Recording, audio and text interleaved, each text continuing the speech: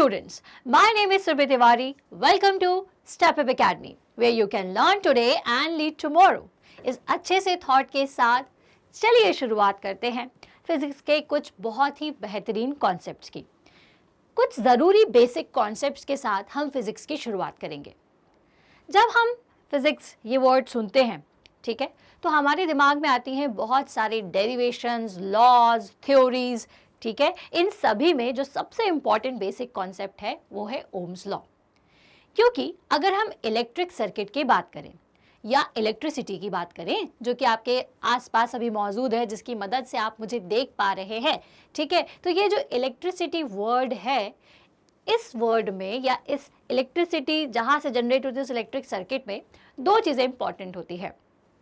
एक तो voltage, current, ठीक है। इसके साथ में एक और चीज़ ज़रूरी है, रेजिस्टेंस।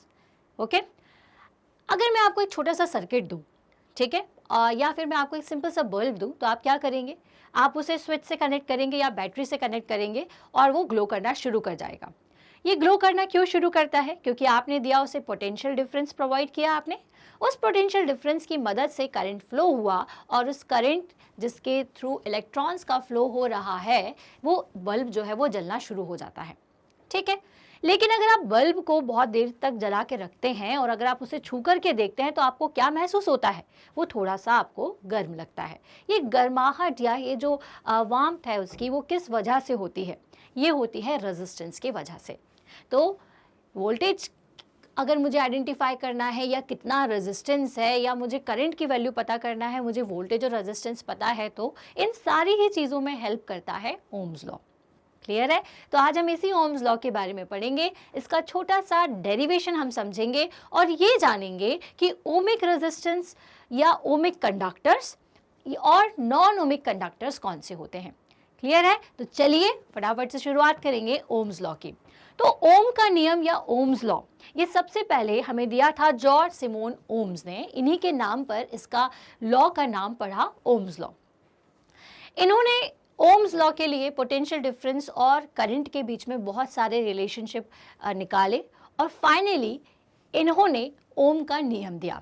तो बेसिकली ओम का लॉ पोटेंशियल डिफरेंस और करंट, इन दोनों के बीच में रिलेशनशिप को बताता है। क्या रिलेशनशिप को बताता है? तो जैसा मैंने अभी आपसे कहा था कि अगर हम किसी इलेक्ट्रिक सर्किट में या कंडक्टर के अक्रॉस पोटेंशियल डिफरेंस प्रोवाइड करते हैं तो उसमें करंट फ्लो करना शुरू हो जाता है। तो ओम का नियम क्या करता है? इन दोनों के बीच में रिलेशन बताता है कि भाई वोल्टेज दिया तो करंट फ्लो कर रहा है, तो इनके बीच में रिलेशन क्या है? तो अकॉर्डिंग टू दिस लॉ, ठीक है, जब भी कोई करंट किसी कंडक्टर के थ्रू फ्लो करता है तो वो डायरेक्टली प्रोपोर्शनल होता है वोल्टेज के। किस वोल्टेज के? जो कि उसके दो एंड के अक्रॉस लगाया गया है। जैसे अगर मैं इसको आपको पिक्टोरियल फॉर्म में समझाऊं, पिक्चर के फॉर्म में समझाऊं, तो या आप इसे इस तरह से समझिए। क्लियर है? ये हमारा कंडक्टर है, ठीक है, ये इसके दो एंड्स हैं। यहाँ पर मैंने पोटेंशियल डिफरेंस अप्लाई कर दिया, ठीक है। जैसे ही हम कंडक्टर पर पोटेंशियल डिफरेंस को अप्लाई करते हैं तो क्या होता है? करंट फ्लो करना शुरू कर देता है। तो अब आप देखिए, यहाँ से फ्लो होने लगा है करंट। क्लियर है? तो इस लॉ के अकॉर्डिंग क्या बोला जा रहा है? इस लॉ के अकॉर्डिंग जब भी हम किसी कंडक्टर के टू एंड्स के अप्रॉक्स पोटेंशियल डिफरेंस अप्लाई करते हैं, या हम ये कह सकते हैं कि किसी भी कंडक्टर से फ्लो होने वाला जो करंट है वो उसके दो एंड के अप्रॉक्स लगाया गया पोटेंशियल डिफरेंस के प्रोपोर्शनल होता है। That means V proportional to I। Clear है? अब प्रोपोर्शनैलिटी का ये जो साइन है, इसका क्या मतलब होता है? इसका मतलब ये होता है कि जैसे जैसे वोल्टेज की वैल्यू बढ़ेगी उसी फॉर्म में आपका जो करंट है वो भी इंक्रीज होगा। क्लियर है? अगर वोल्टेज बढ़ेगा तो करंट इंक्रीज होगा, अगर वोल्टेज ड्रॉप होगा तो करंट भी धीरे धीरे ड्रॉप होने लगेगा। क्लियर है? तो भाई ये स्टेटमेंट आपको बहुत अच्छी तरीके से याद रखना है। ये आप अगर अभी 9th में हैं, 10th में हैं, 11th 12th में, या अगर आप इंजीनियरिंग भी करने जाते हैं या जहाँ पर भी आप फिजिक्स में कोई मास्टरी करते हैं, तो आपको सबसे पहले ओम का ये जो नियम है, ओम का ये जो लॉ है, ये पता होना चाहिए। तो ओम का लॉ क्या कहता है? Potential difference applied between the two ends of the conductor is directly proportional to the current flowing through it. Clear है? Physical state of the current remains the same. Clear है। एक पॉइंट और आपको याद रखना है कि जो फिजिकल स्टेट है कंडक्टर की, ठीक है, ये जो कंडक्टर है इसकी फिजिकल स्टेट हमेशा सेम होनी चाहिए। अब फिजिकल स्टेट से क्या मतलब है मैडम? तो फिजिकल स्टेट का मतलब होता है कंडक्टर की लेंथ, उसका क्रॉस सेक्शन एरिया, टेम्परेचर, तो ये सारी चीज़ें इसकी फिजिकल स्टेट में आती हैं, ठीक है। मटेरियल, ये सारी चीज़ें कैसी होनी चाहिए? सेम होना चाहिए। क्लियर है। अब ये सारी चीज़ों से क्या मतलब है, ये क्यों सेम होना चाहिए? तो ये जब हम आपको डेरिवेशन कराएंगे तब इस पॉइंट को क्लियर करते हैं, ठीक है। अभी आपको सिर्फ इतना समझना है कि ओम का लॉ क्या कहता है। तो ओम के लॉ के अनुसार, ओम के का जो लॉ है वो बोलता है कि potential difference is directly proportional to the current flowing through the conductor. Clear. चलिए अब अपन सीधे आ जाते हैं इसके डेरिवेशन की तरफ, ठीक। बट उससे पहले मैं आपको आप इसे बहुत अच्छे तरीके से समझें, इसके लिए एक वाटर बॉडी का एग्जाम्पल लेते हैं। वाटर बॉडी मतलब कि एक कंटेनर का एग्जाम्पल लेते हैं। यहाँ पर आप ये समझिए कि ये जो पानी है, ठीक है, ये जो पानी आपको इसके अंदर दिख रहा है, ये पानी है आपका पोटेंशियल डिफरेंस।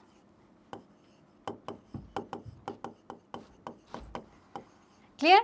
एंड ये जो फ्लो है ये है करंट, इलेक्ट्रिक करंट। ओके। अब पहले एक चीज और मैं आपको बता दूं कि जनरली बहुत सारे स्टूडेंट्स जो हैं वो करंट में कंफ्यूजन रखते हैं। करंट का क्या मतलब होता है? करंट का मतलब होता है कोई भी चीज जो बहती है। बहने का मतलब जैसे अगर हवा बह रही है तो आप उसे क्या कहोगे? Air current. पानी बह रहा है तो वाटर करंट, ठीक है। यहाँ पर चार्ज कैरियर्स फ्लो करते हैं, बहते हैं, इसलिए हम उसे क्या कहते हैं? इलेक्ट्रिक करंट, ठीक है। यहाँ पे ये जो करंट है ये कौन सा करंट है? ये करंट है आपका इलेक्ट्रिक करंट। क्लियर। तो मतलब कि जिसमें चार्ज फ्लो हो। तो अभी आप ये समझिए कि ये जो पानी है वो है आपका potential difference, voltage, and the flow of water is current, electric current. तो इस चीज को कैसे समझेंगे? हमने अभी आपको बताया कि ओम का नियम कहता है कि voltage is directly proportional to current. मतलब कि अगर वोल्टेज की वैल्यू बढ़ रही है तो करंट की वैल्यू बढ़ेगी, अगर वोल्टेज की वैल्यू कम हो रही है तो करंट की वैल्यू भी क्या होगी? कम होगी। क्लियर है। तो यहाँ पे ये जो पानी है इसको मैंने आपको बताया कि ये पोटेंशियल डिफरेंस है। अब आप देखिए कि अगर कंटेनर में पानी ज्यादा भरा हुआ है तो क्या होगा?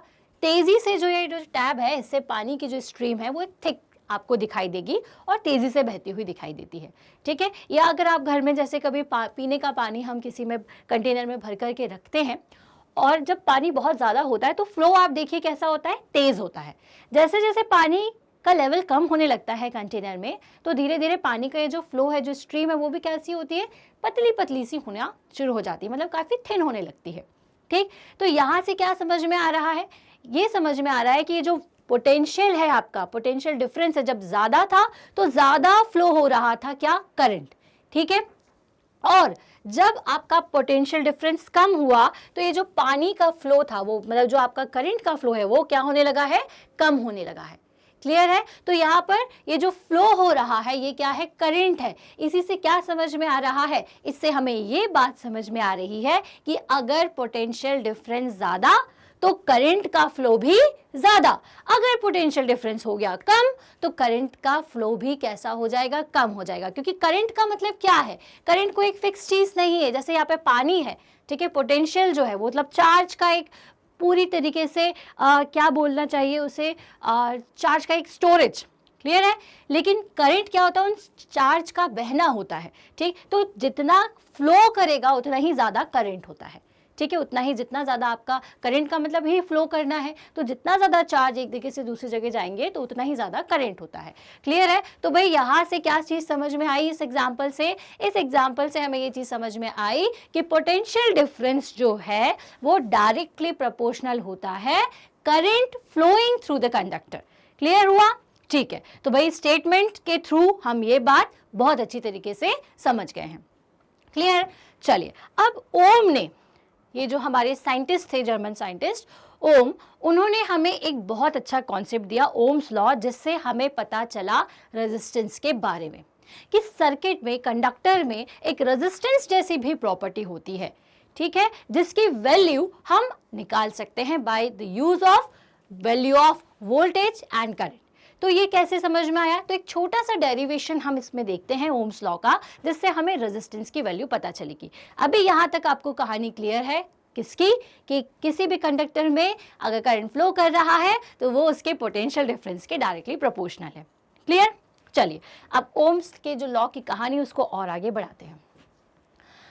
ओम्स लॉ के अकॉर्डिंग हम जान चुके हैं कि V is proportional to I।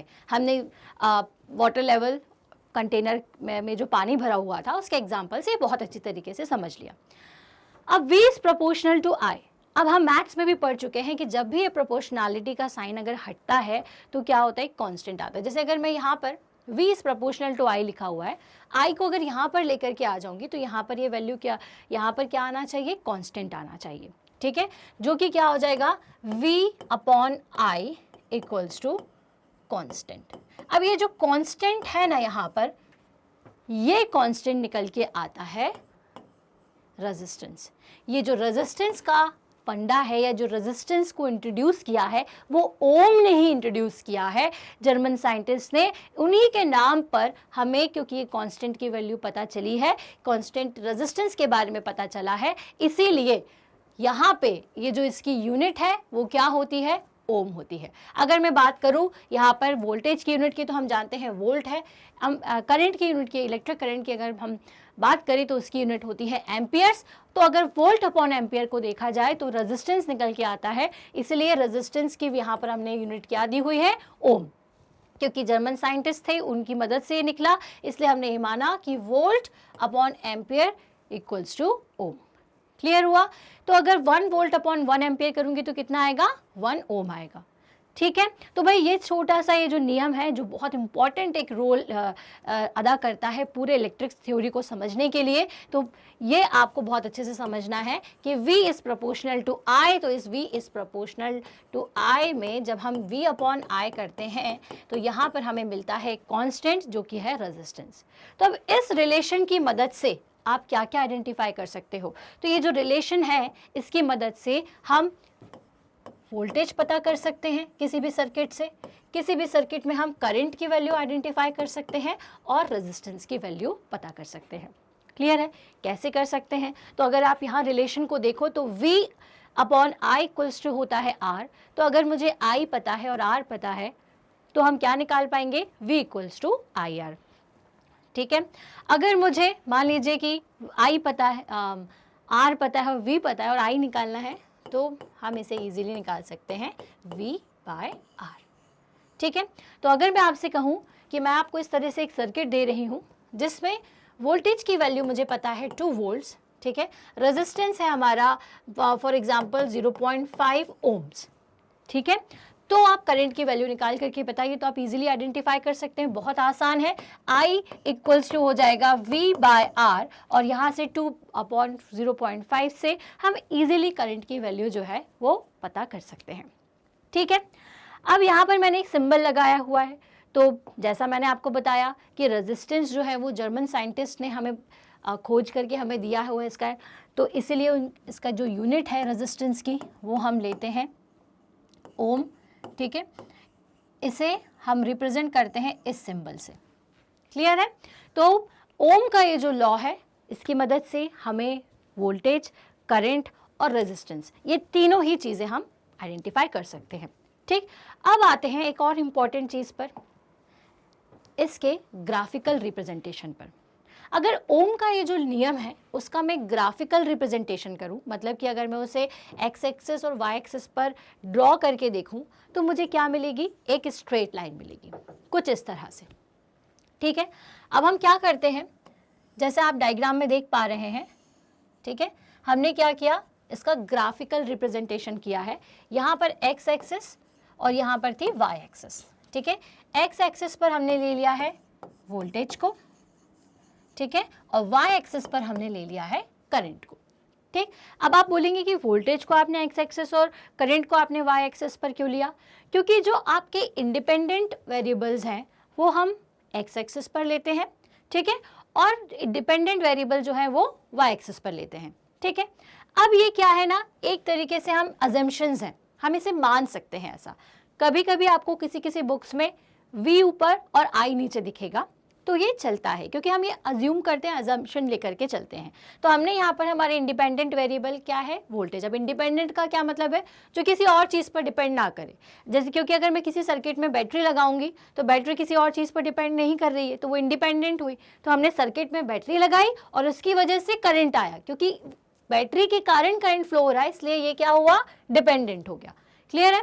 तो अगर ओम के लॉ के अकॉर्डिंग हम बात करें तो वोल्टेज इज प्रोपोर्शनल टू आई जो करंट जो है वो आपके वोल्टेज पर निर्भर करता है, या जितना जितना वोल्टेज बढ़ेगा उतना उतना करंट फ्लो करेगा। ठीक है। तो अगर इसका ग्राफ बनाया जाए तो वो कुछ इसी तरीके से बनेगा। ठीक, कि जैसे जैसे वोल्टेज की वैल्यू इंक्रीज हो रही है, देखिए जैसे जैसे वैल्यू यहाँ पे अगर मान लीजिए 0 है, ये 5 है, ये 10, ये 15 है, तो जैसे जैसे वोल्टेज की वैल्यू इंक्रीज हो रही है उसी तरीके से ये जो हमारा करंट है वो भी इंक्रीज होता जा रहा है। तो ये है ग्राफिकल रिप्रेजेंटेशन। अब अगर मैं आपको दो ग्राफ देती हूँ, ठीक है, एक ग्राफ जो है वो कुछ इस तरीके का है और एक जो ग्राफ है वो कुछ इस तरह से है, तो आप क्या कहेंगे कि कौन सा सर्किट जो है वो ओम्स लॉ को फॉलो कर रहा है और कौन सा सर्किट जो है वो ओम्स लॉ को फॉलो नहीं कर रहा है। तो एक बहुत इंपॉर्टेंट कॉन्सेप्ट मैं आपको बताती हूँ कि जिसमें भी स्ट्रेट लाइन आपको दिखती है कुछ इस तरह से, सिर्फ वही जो सर्किट है ये ओम्स लॉ को फॉलो करता है। और जिस सर्किट में आपको ये जो स्ट्रेट लाइन है वो नहीं दिख रही है, ठीक है, शुरुआत में आपका जो करंट है वो कांस्टेंट हो गया या वेरी कर रहा है वोल्टेज के साथ, लेकिन थोड़े टाइम बाद कांस्टेंट हो गया, तो ये क्या हुआ, ये हुआ आपकी स्ट्रेट लाइन तो नहीं हुई है, तो इसलिए ये ओम के लॉ को फॉलो नहीं करते हैं। तो क्या ऐसे भी कंडक्टर्स होते हैं जो ओम के लॉ को फॉलो नहीं करते? तो जी हाँ, ऐसे भी कंडक्टर्स होते हैं। ठीक है, तो जो कंडक्टर्स ओम्स लॉ को फॉलो करते हैं वो होते हैं हमारे सारे मेटल्स, जिनको हम कहते हैं ओमिक कंडक्टर्स। क्लियर है। तो which obeys Ohm's law, example all metals. And non ohmic conductors कौन से होते हैं? Which do not obey the Ohm's law, example electrolyte, semiconductors like diode, transistors etcetera. अब ये सब चीज़ें क्या हैं? ये सारी चीज़ें हैं आपके सेमीकंडक्टर्स। मतलब कि सेमीकंडक्टर के बारे में तो आपको पता ही होगा। हम तीन चीज़ों के बारे में सबसे पहले अगर इलेक्ट्रिक सर्किट की शुरुआत करें तो अगर देखिए मैंने सर्किट बनाया है तो वो किस मटेरियल से बना हुआ है पहले तो मुझे ये देखना होगा। तो तीन टाइप के मटेरियल होते हैं, कंडक्टर्स, इंसुलेटर्स एंड सेमीकंडक्टर्स। हम काफ़ी छोटी क्लासेस से ये पढ़ते आ रहे हैं। तो कंडक्टर जो कि इलेक्ट्रिसिटी को कंडक्ट करते हैं, अपने में से बहने देते हैं, इंसुलेटर जो कि इलेक्ट्रिसिटी को बहने नहीं देते, और सेमीकंडक्टर्स, ठीक है, जिनमें कंडक्टर और इंसुलेटर दोनों की प्रॉपर्टीज होती हैं, तो वो सेमीकंडक्टर्स होते हैं। मतलब रूम टेम्परेचर पर वो कंडक्टर की तरह और बिहेव करेंगे। ठीक है, तो ये चीज़ क्या है, आपके सेमीकंडक्टर्स हैं। और सेमीकंडक्टर जो है वो ओम लॉ को फॉलो नहीं करते, क्योंकि अगर सेमीकंडक्टर में से अगर मैं एक एग्जांपल के लिए किसी का भी ग्राफ ड्रॉ करके आपको बताऊं तो वो कुछ इस तरह से होता है, थोड़ा सा स्लोपी एंड देन, ठीक है, हमें एक प्रॉपर स्ट्रेट लाइन नहीं मिलती है। ठीक, ये कॉन्सेप्ट क्या है, वोल्टेज ड्रॉप के कारण या बैरियर वोल्टेज के कारण, ठीक है, ये सारी चीज़ें हम थोड़ा सा आगे और डिटेल में हमारे आप वीडियोस देखते रहिएगा, ज़रूर आपको समझाएंगे। बट आप ये समझिए क्योंकि डायोड और ट्रांजिस्टर ये चीज़ थोड़ी आगे हम जब सेमीकंडक्टर थ्योरी पढ़ते हैं तब हम समझेंगे। तो उसमें भी कंडक्शन होता है करंट का, क्योंकि वो भी करंट को फ्लो करते हैं, बट वो ओम के लॉ को फॉलो नहीं करते। क्लियर है। ओम का लॉ मतलब कि V equals to I R को फॉलो नहीं करते हैं, V is proportional to I को फॉलो नहीं करते हैं, क्योंकि जो ओम्स लॉ को फॉलो करेगा उसका ग्राफिकल रिप्रेजेंटेशन आपको कैसा मिलेगा, हमेशा स्ट्रेट लाइन। क्लियर है। तो भाई यहाँ तक हम इस वीडियो को खत्म करेंगे। यहाँ पर हमने समझा है ओम के नियम को, ओम के लॉ को, जिसके according the current flowing through any conductor is directly proportional to the voltage applied across its two ends. Okay, और कंडीशन क्या है, the physical conditions remain same. Physical conditions के बारे में मैंने आपको बताया, जो कंडक्टर है उसकी लेंथ, उसका क्रॉस सेक्शन एरिया, उसका टेम्परेचर और जो मटेरियल से वो बना हुआ है, ये सारी चीज़ें जो हैं वो सेम होनी चाहिए, तभी ओम का जो लॉ है वो एप्लीकेबल होता है। ठीक है, ऐसा क्यों? तो ये कारण सिर्फ इतना है क्योंकि रेजिस्टेंस की वैल्यू वेरी करेगी, और अगर रेजिस्टेंस की वैल्यू वेरी कर रही है तो फिर वो जो कंडक्टर है वो ओमिक कंडक्टर ना हो करके नॉन ओमिक कंडक्टर की कैटेगरी में आ जाता है। क्लियर है? चलिए, तो इस वीडियो को करते हैं यहीं पर ख़त्म, और ऐसे ही इंटरेस्टिंग कॉन्सेप्ट्स को देखने के लिए, समझने के लिए, जानने के लिए आप हमारे चैनल स्टेप अप एकेडमी को ज़रूर लाइक, शेयर एंड सब्सक्राइब करें। स्टेप अप एकेडमी एक ऐसा चैनल है जिस पर आपको 6th से लेकर के 12th तक सारी ही state board, CBSE, ICSE board सभी का सॉल्यूशन अवेलेबल है। प्लस यहाँ पर आपको CLAT, JEE, CUET, TET, NEET इन सभी की भी प्रिपरेशन कराई जाती है। तो सारी इन्फॉर्मेशन को जानने के लिए आप हमारे चैनल को ज़रूर सब्सक्राइब करें। आप वेबसाइट के थ्रू भी सारी चीज़ें देख सकते हैं। चलिए, मिलेंगे हम हमारे अगले वीडियो में। तब तक के लिए थैंक यू सो मच।